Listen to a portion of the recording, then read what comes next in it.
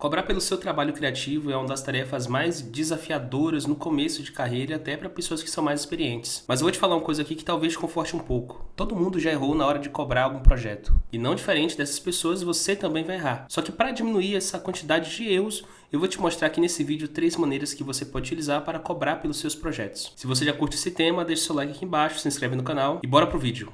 Seja muito bem-vindo e seja muito bem-vinda, meu nome é Ericles e no vídeo de hoje eu vou falar sobre cobrança. Já cobrei o seu like, já cobrei a sua inscrição e óbvio que dessas 3 maneiras que eu vou te explicar aqui, uma delas é minha favorita. Mas vamos começar talvez pela que você tenha um acesso mais simples, que é o que eu chamo de cobrança por referência. Você pode fazer essa cobrança por referência de 2 maneiras diferentes. Ou utilizando outros profissionais como referência, ou utilizando a tabela referencial da ADGRAF. A ADGRAF é a Associações dos Designers Gráficos do Distrito Federal e ela disponibiliza uma tabela totalmente gratuita que você pode ver diferentes especificações para diferentes serviços de design. E só voltando um pouco aqui, quando eu falo sobre você utilizar outras pessoas como referência, você tem que se atentar a 2 coisas, tá? Que essa pessoa precisa ofertar o mesmo serviço que você e tem que ter uma similaridade entre qualidade e prazo. Só que ainda assim, esse modelo de cobrança tem muitos buracos que não levam em consideração as peculiaridades do designer que está cobrando, como o custo de vida, a responsabilidade do projeto, as demandas específicas que aquele profissional tem naquele momento. Mas vamos lá. Segunda maneira que você pode cobrar pelos seus projetos é por tempo. E quando eu digo por tempo, eu estou incluindo aqui a cobrança por hora de trabalho e por dia de trabalho. Eu já vi dessas 2 maneiras diferentes. A cobrança por hora de trabalho, como o próprio nome diz, você vai fazer uma associação prévia de quanto tempo vai demorar para executar aquela tarefa ou aquele conjunto de tarefas e precificar a partir do seu preço hora. Um exemplo simples, se seu preço hora é R$20 e você precisa de 2 horas para executar aquela tarefa, a cobrança que você faz é de R$40. Mesma coisa para a cobrança por dia. Se o valor do seu dia é R$80, lembrando que esses valores são fictícios, tá? E você precisa de 5 dias para finalizar uma tarefa, você vai cobrar R$400. Só que os mesmos problemas que acontecem na cobrança por referência acontecem também nessa aqui por tempo, só que com alguns acréscimos, que o primeiro e mais importante deles é que você é prejudicado por eficiência. O que eu quero dizer com isso? À medida que você ganha prática em alguma determinada tarefa, você executa ela com mais maestria, com mais velocidade até. Se antes você demorava 5 horas para executar uma tarefa e hoje demora 1 hora pela mesma tarefa, você ganhou um quê de expertise nessa prática e economiza tempo na hora de executar. E essa cobrança por hora tende a te prejudicar porque se a cobrança leva em consideração a hora, quanto mais tempo você demora para executar uma tarefa, maior o seu faturamento. E o inverso também acontece. Quanto menor as horas que você executa aquela tarefa, menor o seu faturamento. Ou seja, se eu tenho uma expertise muito grande em uma área, por exemplo, ano passado eu tive experiências em fazer sites para concurso público. Hoje, se eu pego para executar um site de concurso público, eu faço muito mais rápido do que eu fiz o primeiro site do ano passado, porque eu já me familiarizei com a estrutura, vocabulário, com os argumentos. Então quer dizer que eu deveria cobrar menos por ter mais experiência? Outra coisa que é a cobrança por tempo, vou falar assim, porque inclui a hora e o dia, não leva em consideração, são os picos de criatividade. Como o nosso trabalho é criativo, a gente não consegue determinar especificamente o tempo que a gente vai precisar para executar aquilo. Por exemplo, eu tenho 3 pratos sujos. Eu sei que para lavar um prato sujo eu preciso de 1 minuto e meio. Então logo para 3 eu multiplico. O trabalho criativo ele depende muito de, como eu falei antes, a sua familiaridade com aquele nicho. Então seja você social media, criador de marcas, identidade visual ou criador de sites, quanto mais familiaridade você tem com aquele nicho, mais fluidez tem para o seu trabalho. Mas também os picos de criatividade vão depender de como está o seu emocional naquele momento. Porque a gente como criatura emocional e o nosso trabalho criativo depende muito dessa estabilidade emocional. Se acontecer alguma coisa ruim naquela semana com você, o seu pico de produtividade e criatividade vai cair. Então você vai cobrar mais do seu cliente por algo que está fora do controle dele também? Eu acho que não faz sentido.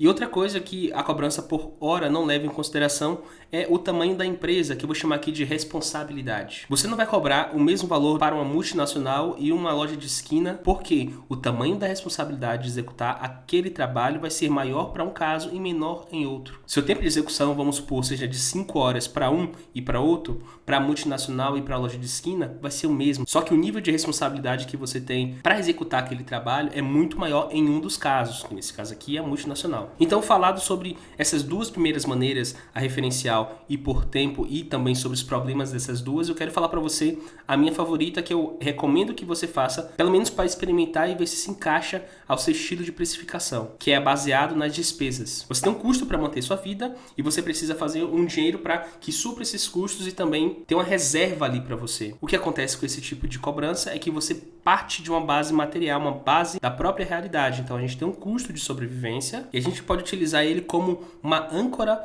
para precificar os nossos trabalhos. Para ficar mais tangível para você, eu preparei essa planilha aqui, onde a gente vai fazer uma anotação fictícia de algumas despesas e também entender essa parte dos valores, certo? Vamos imaginar o seguinte cenário, tá? Você paga R$ 1.200 de aluguel, a sua alimentação em média fica R$ 400, internet R$ 100, Adobe 124, FreePic R$ 100, o seu lazer você colocou R$ 200 por mês, tá? A relação dessas despesas é mensal. Aqui deu que o meu custo de sobrevivência é 2.124, faturamento 2.124.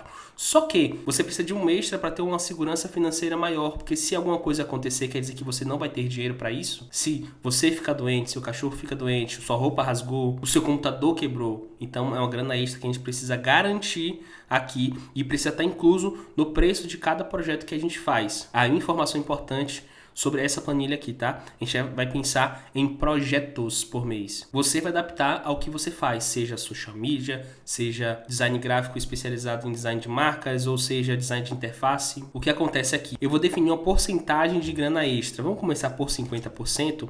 Quer dizer que o meu faturamento com essas despesas aqui, ele precisa ser R$ 3.186. Vamos deixar esse cenário mais tangível ainda. Eu trabalho com design de sites, tá? Eu consigo executar um site na estrutura simples em 10 dias, ou seja, no mês eu posso executar 2 projetos de site. Então, se eu colocar aqui o valor 2, o valor mínimo de projeto para esse caso específico é de R$ 1.593. Éricles, mas eu preciso de uma grana extra maior, porque eu quero investir em equipamento, eu quero investir em assinatura, eu quero investir em novas pessoas trabalhando comigo. Então você vai colocar aqui, ó, grana extra de 80%, quer dizer que o seu faturamento precisa ser de R$ 3.823,20. Se você consegue executar 2 projetos por mês, o valor desse projeto vai para R$ 1.911,60 por projeto. Se você consegue executar 12 projetos por mês, o valor fica aqui de R$ 318,60. E você tem que pensar esse fazer projetos por mês não só na sua capacidade de execução, mas também na demanda que chega até você. Eu posso fazer 15 projetos por mês, mas se a demanda que chega a mim é menor, a gente precisa ponderar isso aí. Deu para sacar esses 3 modelos de cobrança? Eu vou deixar essa planilha aqui na descrição e para você conseguir utilizar, se liga aqui. Essa planilha faz parte das minhas planilhas do Google, então você não pode digitar ela. O que você vai fazer?